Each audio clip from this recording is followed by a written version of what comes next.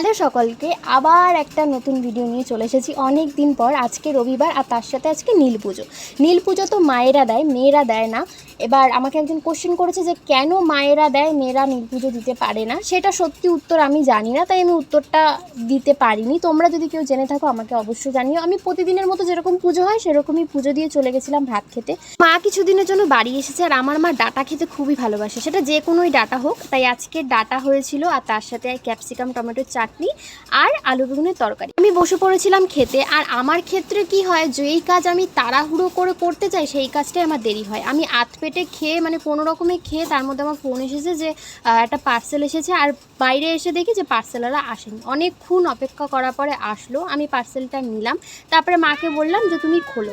এদিকে আমাদের বুনু তো আস্তে আস্তে বড় হচ্ছে, আর ওর সামনে কেউ যদি ফোন খোলে না, ও ফোনের দিকে ড্যাব ড্যাব করে তাকিয়ে থাকে। মা এদিকে পার্সেল খুলতে বসে পড়েছে। আজকে কিন্তু আমি পার্সেল নিয়েছি বলে কোনো মুখ খাইনি, কারণ অন্য দিন আমাকে মুখ করা হয় যে কেন পার্সেল নিচ্ছিস বা কেন এত অর্ডার দিচ্ছিস, কোথায় পাচ্ছিস টাকা। যাই হোক, অনেক মুখ খাই, কিন্তু আজকে মুখ খাইনি। তার একটা মাত্র কারণ, একটা কাজের জিনিস অর্ডার করেছি। আমাদের যে বেসিনের পাশে সাবান টাবান রাখার জন্য একটা স্টিলের র্যাক।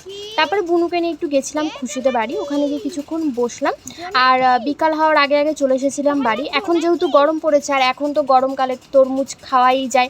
আমি অত তরমুজ ভালো খাই না, যদিও আমাকে মা জোর জবরদস্তি করেই খাইয়েছে, তাও একটাই খেয়েছে। আমার বুনুও থেমে থাকেনি, ও তরমুজ খাচ্ছিল।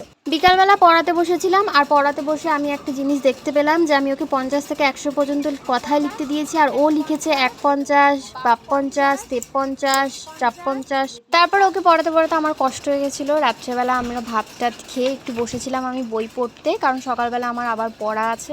তো চলো আজকের জন্য তাহলে ভিডিওটা এতটুকুই। দেখা হচ্ছে নেক্সট ভিডিওতে। টাটা।